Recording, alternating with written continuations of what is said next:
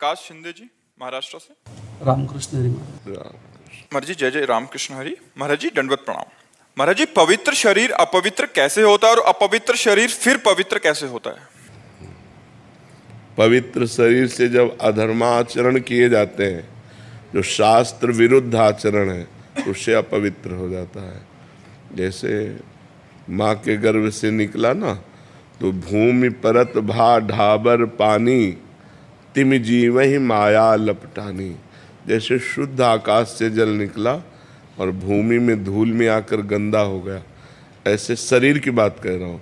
शरीर निकला माँ के गर्भ से, बस वहीं मोह ममता का, उसके अंदर जो मलिनता का जाल है, अज्ञान, अज्ञान ही मलिनता है, वो मोह को ही अज्ञान कहते हैं। ये मेरे माँ, ये मेरे पिता, ये मैं, ये मेरा, मैं और मोर तोर तय माया, ये लिपटानी।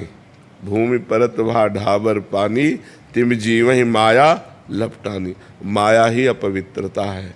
अब जब जीव अपवित्र होने लगता है और भगवान कृपा करते हैं जिस जीव पर, उसे सत्संग मिलता है, साधु संग। जब द्रवहि दीन दयालु राघो, तो साधु संगति पाइए। जब राम जी कृपा करते हैं तब संतों का संग देते हैं।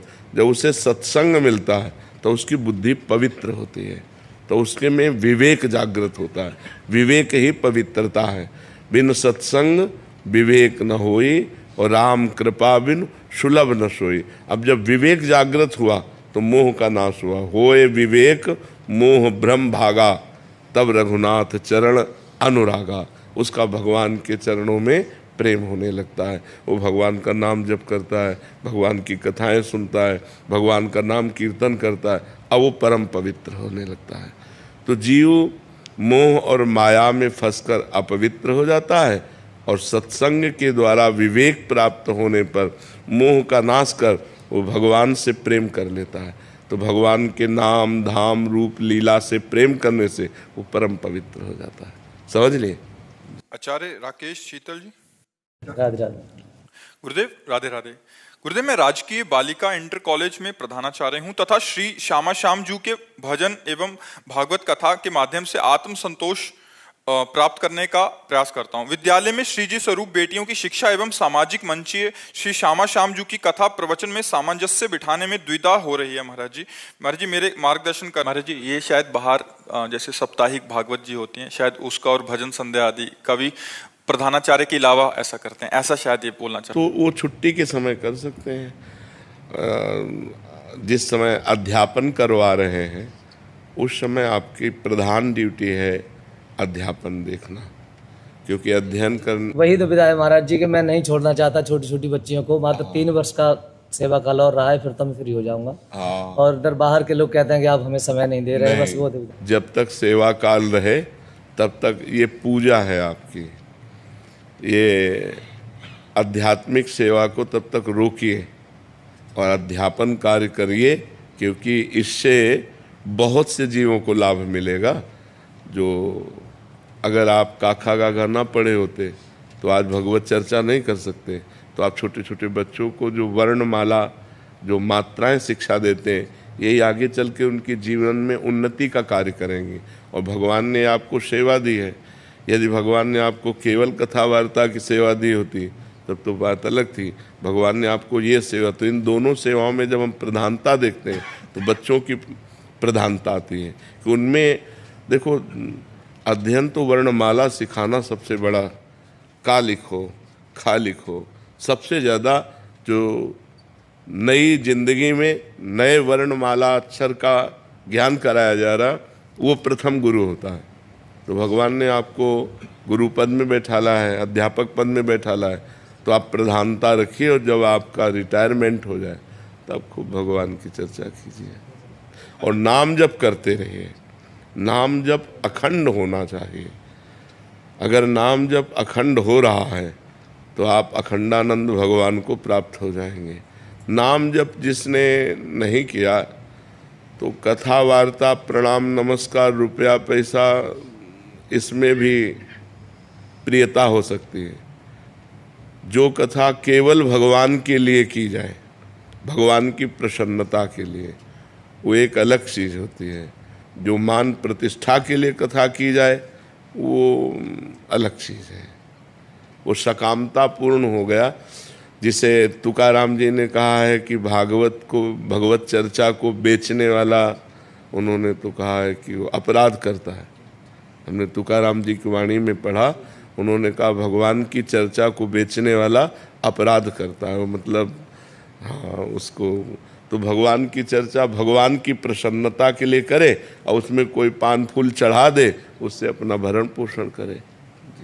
आदित्य राज जी बेंगलोर से। राधे राधे महाराज जी।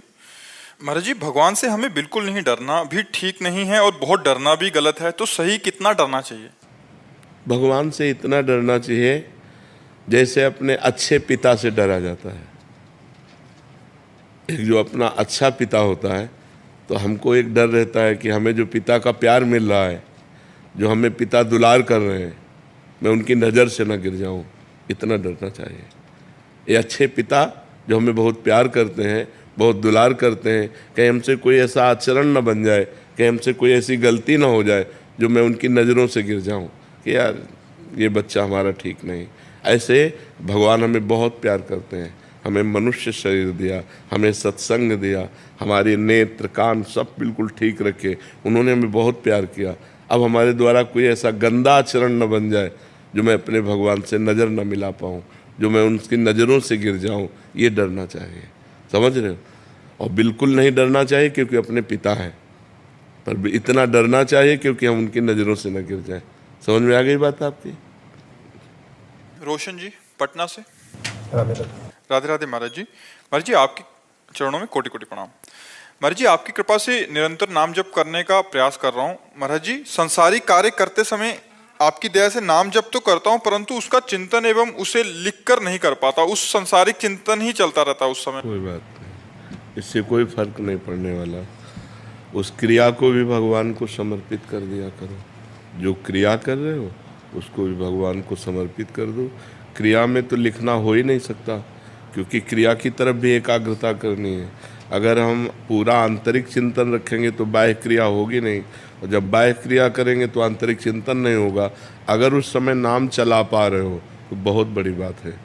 क्रिया करते हुए केवल नाम चल रहा है, ये बहुत बड़ी बात है, और ये आगे चलकर आपको बहुत सुख प्रदान करेगी, बहुत बल प्रदान करेगी। और क्रिया को भगवान को समर्पित कर दो। जो 1 घंटा 2 घंटा 4 घंटा क्रिया में रहे, उस क्रिया को भी कृष्णार्पणमस्तु। फिर आप जीवन देखो कितना मंगलमय जीवन होता है। बस कोई पाप कर्म मत करना, जो गंदे आचरणों में आता है उससे बचने की कोशिश करो, तो यही बल आपको अनुभव में आने लगेगा। नहीं, यदि पाप कर्म करेंगे तो अनुभव में नहीं आएगा। जब तक पाप प्रवृत्ति नहीं रुकती और पाप नष्ट नहीं हो जाते, तब तक भगवदानंद की अनुभूति नहीं होती।